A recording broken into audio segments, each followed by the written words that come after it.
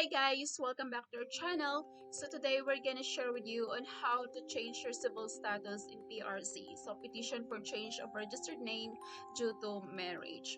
Ito po ay based sa aking experience.